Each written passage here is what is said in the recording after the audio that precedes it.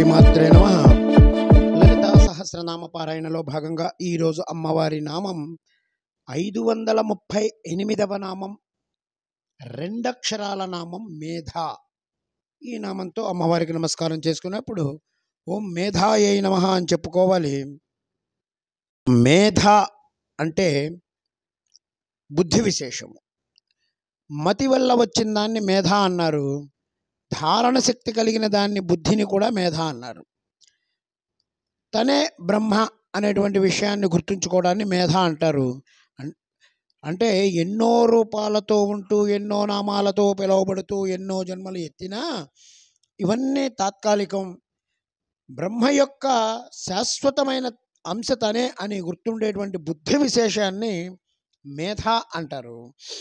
మతి, మేధ ఈ రెండు వెంటనే చూపిస్తున్నారు. ఇక్కడ మేధాశక్తి అంటే బుద్ధి యొక్క సమగ్ర శక్తి. మేధాకి మతికి చిన్న తేడా ఉంది. సంకల్ప వికల్పాదులు చెయ్యటం, విషయాన్ని సరిగ్గా గ్రహించటం ఇవన్నీ మతి. దానిని సరిగ్గా నిలిపి చక్కగా వ్యక్తీకరించేటువంటి బుద్ధిశక్తి ఏదైతే ఉందో అది మేధ. మేధాసి దేవి విదితాఖిల శాస్త్రసార, దుర్గాసి దుర్గా భవసార నౌరసంగ, శ్రీ కైటభాని హృదయేక కృతాదివాస, గౌరీత్వమేవ శశిమౌళికృత ప్రతిష్ఠ అని చెప్పన్నారు. అంటే ఇది సప్తశతి చెప్తుంది. మేధ అంటే అఖిల శాస్త్రసారాన్ని తెలుసుకోవడం. శాస్త్రాలు చాలా ఉన్నాయి. శాస్త్రాలని అర్థం చేసుకోగలిగేటువంటి శక్తి మతి. శాస్త్రసారాన్ని పట్టుకోగల శక్తి మేధ. కావాల్సింది సాధనా వస్తువే. మొత్తం స్వాహా నుంచి ఈ మేధానామం వరకు అమ్మ యొక్క వేదస్వరూపం అంతా కూడా ప్రతిపాదించారు.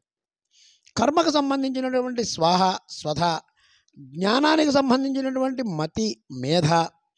ఈ కర్మలు యజ్ఞయాగాదులకు సంబంధించినటువంటి కర్మలు. జ్ఞానానికి కావాల్సింది విచారణా కీలకమైనటువంటి బుద్ధిబలం. అది ఉన్న వాళ్ళకే జ్ఞాన మార్గం. జ్ఞానరూప విచారణ ఈ శక్తికి చెప్పబడుతున్నటువంటి మతి, మేధ, సర్వరూప యజ్ఞశక్తి, స్వాహ, స్వధ ఈ రెండు కలిపితే వేదస్వరూపం. కర్మకాండ, జ్ఞానకాండ ఈ రెండిటి యొక్క స్వరూపం కలిపితే వేదం. ఇది మనకి ఉన్న మతిని నిలపగలిగేటువంటి శక్తి కలిగినటువంటిది బుద్ధి. ఇది మేధ. ఓం ఐం హ్రీం శ్రీం మేధాయై నమః. ఓం శ్రీమాత్రే నమః. ఓం శ్రీ మహారాజ్ఞే నమః.